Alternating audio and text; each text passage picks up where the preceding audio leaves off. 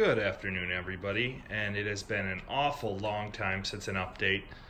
Breaking news, Minnesota winters suck hard, and there's nothing to do during the winter. So there really hasn't been anything going on during the winter, and it's tough for me to do anything during the winter. So now that it's actually gotten nice out, you may be wondering why there is a charger in my garage. When the last time I talked to you, I was talking about my GTI and how I was looking at other options at the time, because I've been usually going about 2 years with my cars before I either trade them in or, could just kind of move on to something new. So, but when I was talking about my other cars, I never even really mentioned a charger in that conversation. But so like I was saying, when I was talking about different cars and stuff like that, I never really mentioned a charger in that. I had mentioned, I really liked how the GTI drove and stuff like that, so I was looking at a Golf R, a Focus R, staying in that hatchback range. Well, after, doing some, when I look at a car, I really dig into things that are good about it, things that go wrong about it, things to look into. So when I was looking at the Golf R, I definitely wanted to go to a manual transmission. That's what I really liked. But when I started digging into it,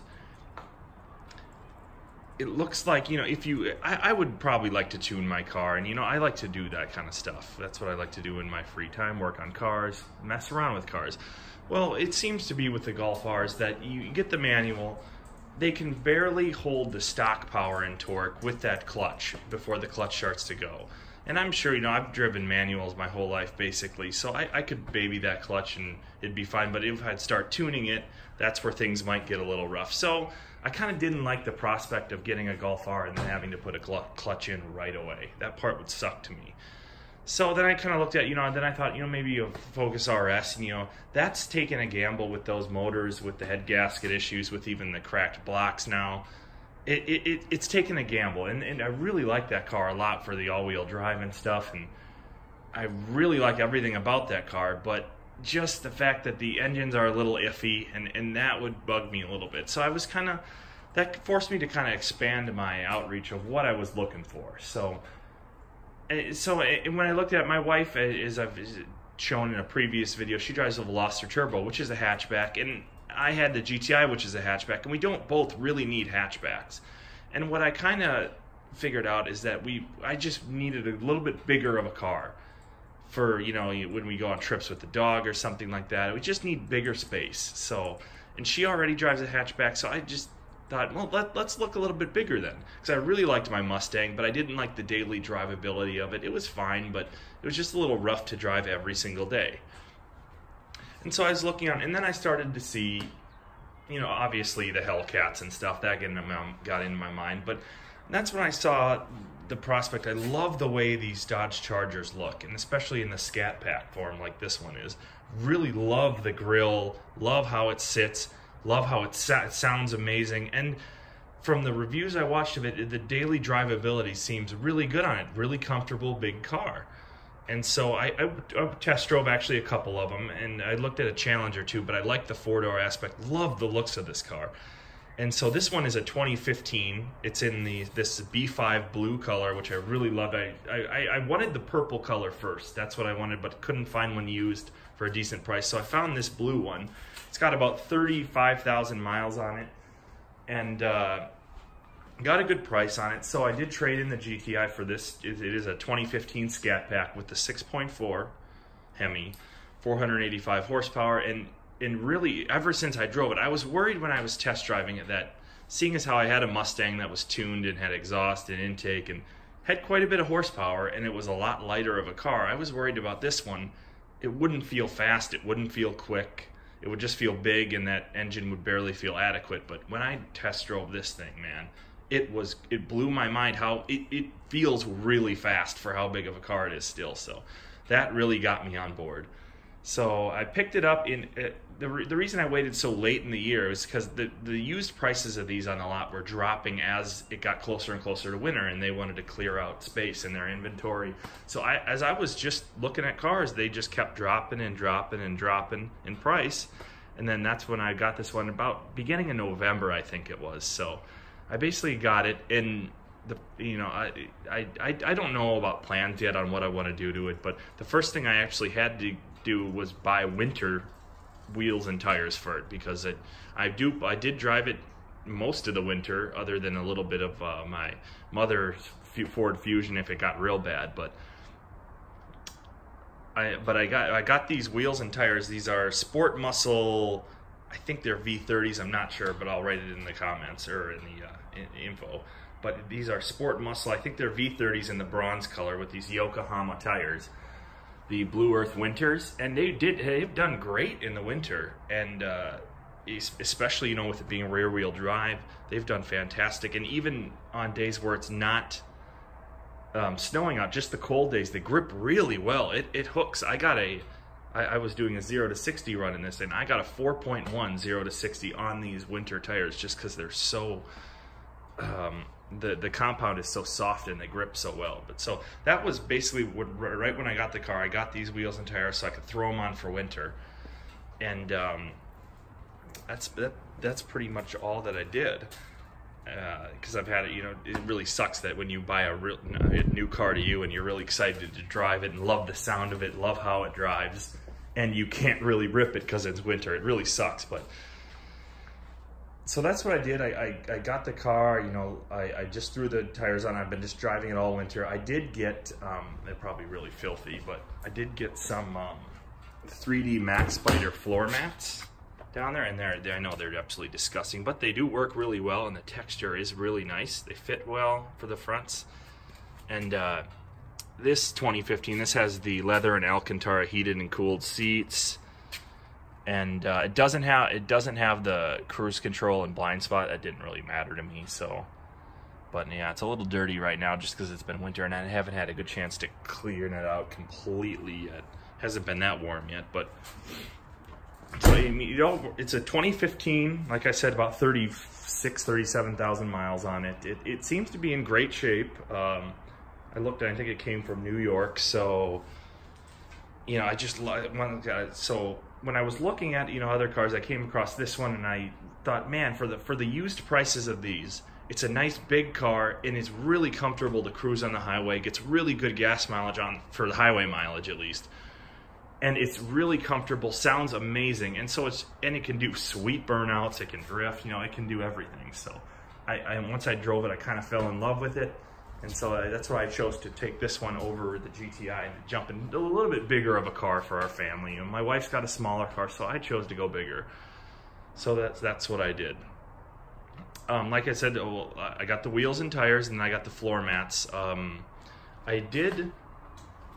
plan on putting on in the back here, sorry it's a little windy, but see on the back here it's got this 6.4 badge, which is fine, but I actually got new badges from the brand new 2019 Challengers that have the Scatpack B and the 392, so I think I'm going to do the Scatpack B.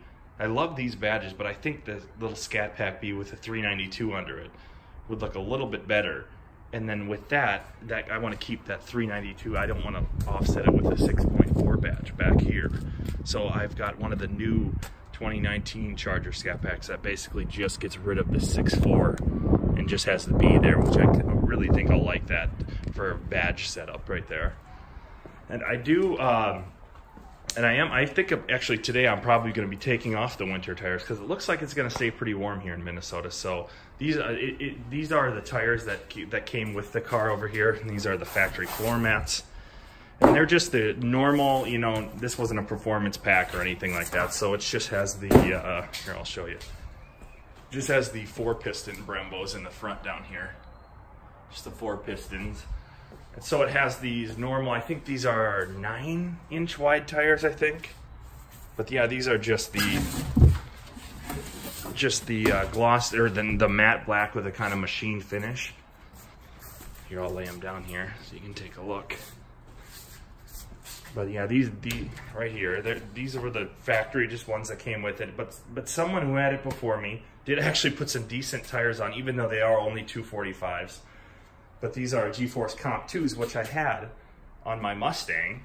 Really liked them, and so I actually got them on the GTI. And then when I got this car, boom, this one had it on from the factory. So I was like, wow, really like the tires. But what I'm planning on with the tires, at least, because 245 just isn't big enough for this car. Everybody knows that. It's a lot of power. So I'm going to probably use these for this year. And if they get used up, I'll probably end up burning them up from doing burnouts and fun crap like that. But so when these get burned up, I'll probably throw these winter tires. These are 255 winters. They'll fit on that rim just fine. So I'll probably throw them on this rim and then get some. These are 9.5 inch wide, I think. So these can fit up to about a 275. So I'll probably throw, which come on the performance packs, the 275s. So I'll probably throw some 275 tires on these and then run these rims all the time, except for, and then this over here will be my winter set with those tires. So that's what I kind of plan on doing. So I'm probably going to run this summer season with these factory wheels and tires, even though I mean, these gold ones look fantastic, and they were a pretty good price off a tire rack to get them mounted and balanced to the tires and sent here, and I just threw them on. It was awesome. So that's my tires I'm going to run here. Basically, and that's in terms of like a mod list. I don't know what I'm going to do. I'm probably not going to go too crazy with it, but I'll pop the hood here. And then one thing I'm thinking of these things as I'm talking of stuff I've done, but haven't done a lot. But one thing I did do, let me find the latch. There we go. Other than, clay bar it before winter and wax and stuff and just kind of protect it. But I did check on the air filter over here, and it wasn't even a Mopar brand air filter. It was some eBay branded. So I didn't want that in there. So I went and got the factory. You can get the air filter out of a Hellcat, and it'll fit right in there, and it flows, I think, almost double with the factory one. So I threw in an Hellcat air filter right in there. And something I might want to do in here is one of a first mod or something would be to get the Hellcat air box, which, if you look down here, it has a snorkel that goes to the front of the car, so it gets air right from the front. And I have looked at the brand new 2019, the new grills that have the little ovals in the front here. I don't know how I feel about those yet. I really like this kind of a look. I really like that, but they're not very expensive to swap over to another grill, because you get a lower grill and upper grill. So that may be something I want to do, especially if I get that Hellcat airbox that has the duct going right up here. That would be kind of a nice combination to have the Hellcat airbox with the filter and the duct, so it gets, as much cold air as possible. But so nothing. When I looked at the car when I bought it, nothing looks out of place in here. It doesn't look like it's really been modified or touched. The exhaust is factory. Everything else looks pretty factory on this one. So that's kind of some things I got coming up for it, and I will have more content. I'm going to do a drive on it with the exhaust sound, and just to get my thoughts on it driving. And if you're maybe looking at one of these, because these are used now with some decent mileage on them, they're coming down in prices, so you can get them for a decent price. They're still kind of expensive cars, but if you get a used Scatpack from 2015 or 16 with some mileage on it, it's not a bad deal. And for all that you get for this awesome car. So I'm gonna, as I do things coming forward, I'll make a quick video after I do the badges to give you guys a look at, if you're looking at some badges for yours, what those badges look like, and when I throw the summer tires on here. So, I got some little things. I don't have anything huge planned, like, exhaust or tune or anything yet. I have yet to get used to the power of this thing. It rips pretty hard. But like I said, I'll have some videos coming up on that. It's a way different car than the GTI, so there's things to get used to again, going back to a big muscle kind of a car. So anyway, I'm really pumped about the car so far. There's not anything I don't like about it yet. Sometimes, I will say, sometimes the 4-cylinder mode on it, when it swaps over into 4-cylinder mode when you're driving, can be a little bit aggressive. So even when it's not, contrary to what reviewers and people say, it's not just like a on the highway thing where it'll only kick in a little bit, when you're under the perfect conditions, when you're doing little throttle input, it'll kick in all the time. Even when you're just cruising around town, you can feel it kick into 4-cylinder mode. So that's the only thing. On the highway, it's an awesome tool to have. I wish you could turn it off and on, because around town, it's just kind of annoying sometimes. To get out, you have to push the gas pedal, and it has to get out of that 4-cylinder mode first before you get some power. But on the highway, it's a great tool because I posted some pictures to my Instagram when we were during winter taking a 2-hour highway trip, and I was getting 28 miles per gallon on the highway in this thing, which is unreal. So it's nice to have on the highway, just a little bit finicky around town, and I'm not sure I really like it. So that's one thing I don't like about the car yet. I'll come up with more as I drive it, and as I kind of do little things here and there to it. But just to wrap up here, yep, this is it, the 2015. Yeah, I traded in the GTI, so a little bit bigger for the family now. And this is it. And going forward, this is going to be what I'm going to be working on. I'm planning on doing the rear differential fluid change. I'm going to do the badges and just some little things to start with and work my way into this car until I figure out everything about it. So just checking in, after a long winter. I'll have some stuff going forward, and thanks for watching.